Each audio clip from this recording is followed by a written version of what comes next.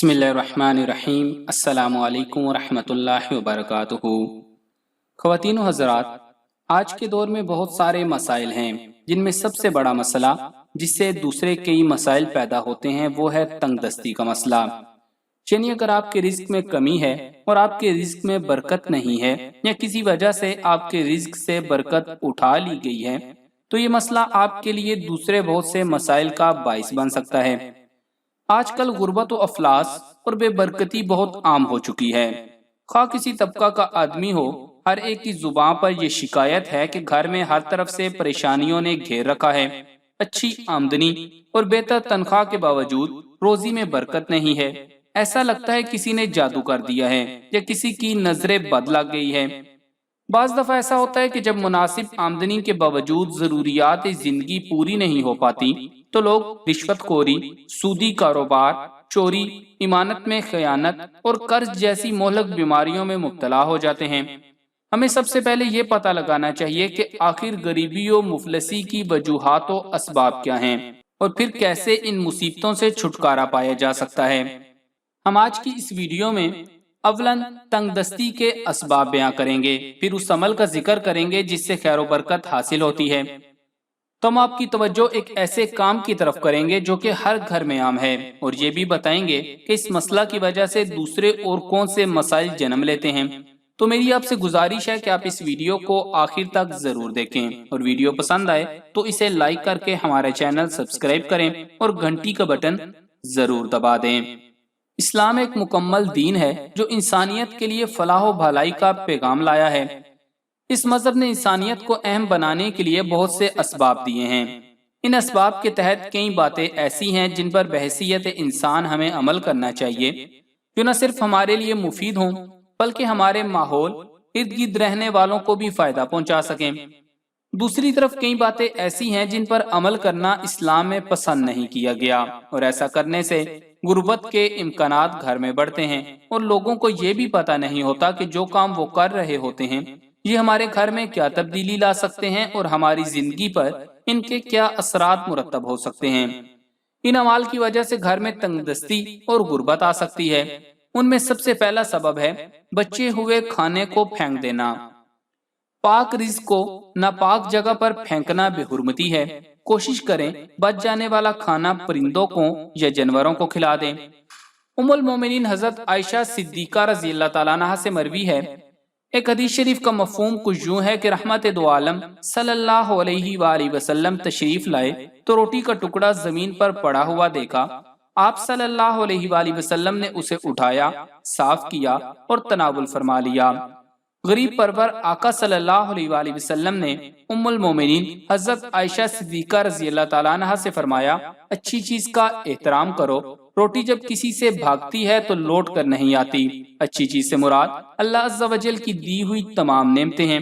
جو چیز زائد معلوم ہو کسی حقدار کو دے دیا کریں۔ انسان کی لالچ، انسان بڑا ہی حریص واقع ہوا ہے۔ تھوڑے پر کفایت کرنا انسان کی طبیعت پر گراں گزرتا ہے۔ بہترین کی لالچ میں انسان بہتر بھی گوا دیتا ہے اور قصوروار حالات کو ٹھہراتا ہے۔ اگر ہم میں سے ہر کوئی قناعت اختیار کر لے اور اللہ کے دیے ہوئے رزق میں راضی ہو جائے تو اللہ تبارک و تعالیٰ اسی میں برکت ڈال دیتا ہے، جبکہ مزید کی حرص انسان کے مال میں سے برکت کو ختم کر دیتی ہے۔ ہر انسان کو اتنا ہی رزق ملتا ہے جتنا کہ اس کی قسمت میں لکھ دیا گیا ہے، بس انسان حلال طریقے سے کوشش کرتا رہے۔ کسی نکمی چیز کو صدقہ کرنا، کسی حقیر یا گھٹیا چیز کو صدقہ کرنے کی وجہ سے بھی گھر میں غربت اور رزق میں تنگ دستی آتی ہے۔ جب انسان خود کوئی چیز استعمال کرے تو اچھی چیز استعمال کرتا ہے، تو پھر اللہ کی راہ میں نکمی چیز کیوں صدقہ کرے؟ تو جو بندہ ایسا کرتا ہے اس بندے کے گھر میں غربت بھی ہوگی اور اس کے مال میں برکت بھی نہ ہوگی۔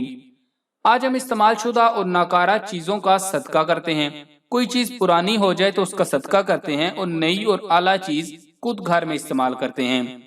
ایک مرتبہ آپ صلی اللہ علیہ وآلہ وسلم نے ایک صحابی رضی اللہ تعالیٰ عنہ کو کسی کے پاس صدقہ لینے بھیجا تو اس نے ایک مریل سی اونٹنی صدقہ کر دی۔ جب وہ صحابی رضی اللہ تعالیٰ عنہ پیارے پیغمبر صلی اللہ علیہ وآلہ وسلم کے پاس مریل سی صدقے کی اونٹنی لے کر آئے تو آپ صلی اللہ علیہ وآلہ وسلم کا دل خراب ہوا، افسردہ ہو گئے کہ اس بندے کے پاس اتنا مال ہے اور اس نے یہ نکمی سی اور کمزور سی اونٹنی دے دی۔ آپ صلی اللہ علیہ وآلہ وسلم کے منہ سے نکلا کہ یا اللہ اس بندے کو بھی برکت نہ دے اور اس کے اونٹوں میں بھی برکت نہ دے۔ محدثین نے لکھا ہے کہ یہ بد دعا قیامت تک کے لوگوں کے لیے ہے جو کوئی نکمی چیز صدقہ کرتے ہیں۔ جب اس بندے کو علم ہوا کہ رسول اللہ صلی اللہ علیہ وآلہ وسلم ناراض ہو گئے ہیں تو اللہ کے رسول صلی اللہ علیہ وآلہ وسلم کے پاس آیا اور رسول اللہ صلی اللہ علیہ وآلہ وسلم سے معافی مانگی کہ یا رسول اللہ صلی اللہ علیہ وآلہ وسلم مجھ سے غلطی ہو گئی ہے، اور پھر بڑی خوبصورت اونٹنی لے کر آیا جس پر اللہ کے رسول صلی اللہ علیہ وآلہ وسلم نے اس کے مال میں برکت کی دعا فرمائی۔ رشتہ داروں سے بدسلوکی کرنا، اپنے عزیز رشتہ داروں سے بدسلوکی کرنا یا ان سے بلا کسی شرعی عذر کے ناراض ہونا بھی غربت کو دعوت دینے والے اعمال ہیں۔ رشتہ داروں سے بدسلوکی دنیا و آخرت میں نقصان کا ذریعہ ہے۔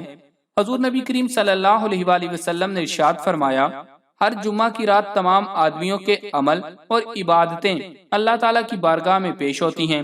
جو شخص اپنے رشتہ داروں سے بدسلوکی کرتا ہے اس کا کوئی عمل قبول نہیں ہوتا۔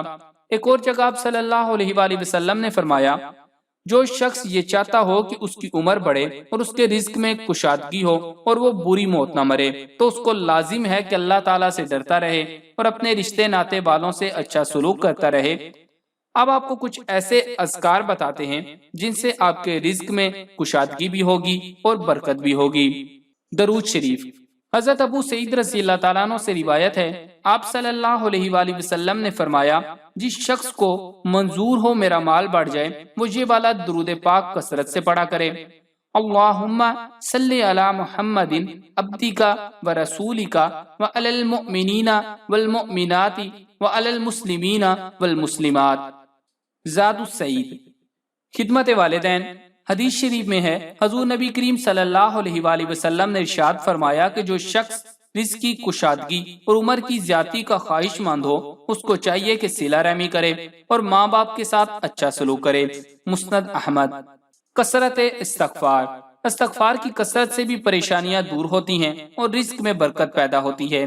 چنانچہ حضرت عبداللہ بن عباس رضی اللہ تعالیٰ عنہ سے روایت ہے کہ رسول اللہ صلی اللہ علیہ وآلہ وسلم نے ارشاد فرمایا کہ جو بندہ استغفار کو لازم پکڑے، یعنی اللہ تعالیٰ سے برابر اپنے گناہوں کی معافی مانگتا رہے، تو اللہ تعالیٰ اس کے لیے تنگی اور مشکل سے نکلنے اور رہائی پانے کا راستہ بنا دے گا اور اس کی ہر فکر اور ہر پریشانی کو دور کر کے کشادگی اور اطمینان فرمائے گا اور اس کو ان طریقوں سے رزق دے گا جن کا اس کو خیال و گمان بھی نہ ہوگا۔ مسند احمد، سنن ابی داؤد اور سنن ابن ماجہ میں یہ حدیث نقل کی گئی ہے۔ صدقہ۔ حضور نبی کریم صلی اللہ علیہ وآلہ وسلم نے ارشاد فرمایا کہ کثرت سے صدقہ دو، چھپے اور ظاہر طور پر ثواب پاؤ گے اور تعریف کیے جاؤ گے اور روزی دیے جاؤ گے، مدد کیے جاؤ گے۔ کمزوروں کی دلجوئی۔ حضور نبی کریم صلی اللہ علیہ وآلہ وسلم نے ارشاد فرمایا، مجھ کو یعنی میری خوشی کو کمزوروں کی دلجوئی میں تلاش کرو، کیونکہ کمزوروں کی وجہ سے تم کو بھی رزق دیا جاتا ہے۔ یہ یوں فرمایا کہ تمہاری مدد کی جاتی ہے۔ خطبات الاحکام۔ نکاح۔ حضرت عائشہ رضی اللہ تعالیٰ عنہ سے روایت ہے کہ رسول اللہ صلی اللہ علیہ وآلہ وسلم نے فرمایا کہ عورتوں سے نکاح کرو، وہ تمہارے لیے مال لائیں گی، یعنی ان کے آنے سے اللہ تعالیٰ مال میں برکت دے گا۔ اس سے یہ خیال کرنا کہ جہیز وغیرہ لانا مراد ہے تو یہ بہت غلط ہے۔ خواتین و حضرات، اب ایک چھوٹا سا عمل بھی آپ لوگوں کو بتا دیتا ہوں۔ اگر کسی بھی وجہ سے آپ پر غربت چھائی ہے، آپ تنگ دستی سے گزر رہے ہیں اور آپ کو معلوم نہیں کہ کس وجہ سے تنگ دستی کا شکار ہو چکے ہیں، تو اس عمل کے ذریعے آپ اس سے نجات پا سکتے ہیں۔ جو عمل میں آپ کو بتانے لگا ہوں وہ نبوی عمل ہے۔ حضور اکرم صلی اللہ علیہ وآلہ وسلم کے الفاظ ہیں، آپ ان کو نوٹ کر لیجئے، ان کو اپنی زندگی کا حصہ بنا لیجئے۔ اگر آپ سچے دل سے اس کو اپنی زندگی کا حصہ بنا لیں تو آپ ہمیشہ معاشی تنگی سے محفوظ رہیں گے۔ ایک صحابی رسول صلی اللہ علیہ وآلہ وسلم آپ صلی اللہ علیہ وآلہ وسلم کی خدمت اقدس میں حاضر ہوئے اور عرض کیا، یا رسول اللہ صلی اللہ علیہ وآلہ وسلم، لوگوں نے مجھ سے پیٹھ پھیر لی ہے۔ تو صحابی رضی اللہ تعالیٰ عنہ کی بات سن کر نبی کریم صلی اللہ علیہ وآلہ وسلم نے ارشاد فرمایا، جس کا مفہوم یہ ہے کہ تمہیں وہ تسبیح نہ بتاؤں جو ملائکہ کی ہے اور جس تسبیح کی برکت سے روزی دی جاتی ہے۔ تو صحابی رضی اللہ تعالیٰ عنہ نے عرض کی ضرور بتائیں۔ تو آپ صلی اللہ علیہ وآلہ وسلم نے فرمایا کہ طلوع فجر کے بعد 100 بار یہ پڑھا کرو، سبحان اللہ وبحمدہ سبحان اللہ العظیم وبحمدہ استغفر اللہ۔ وہ صحابی چلے گئے۔ ان صحابی رضی اللہ تعالیٰ عنہ کو 7 دن گزرے تھے کہ خدمت اقدس میں حاضر ہو کر عرض کی کہ حضور صلی اللہ علیہ وآلہ وسلم، دنیا میرے پاس اس کثرت سے آئی کہ میں حیران ہوں، کہاں اٹھاؤں اور کہاں رکھوں۔ تو معزز خواتین و حضرات، اگر آپ غربت کا شکار ہو چکے ہیں تو آپ کو جو عمل بتایا ہے آپ اس پر سچے دل سے عمل کرتے رہیں تو غربت انشاءاللہ آپ کے قریب نہیں آئے گی اور تنگ دستی ہمیشہ کے لیے ختم ہو جائے گی۔ اور اس ویڈیو کو فیس بک اور واٹس ایپ کے اوپر صدقہ جاریہ سمجھ کر زیادہ سے زیادہ شیئر کریں تاکہ اور لوگ اس سے فائدہ اٹھا سکیں اور یہ آپ کے اور میرے نامہ اعمال میں لکھا جائے۔ جزاک اللہ۔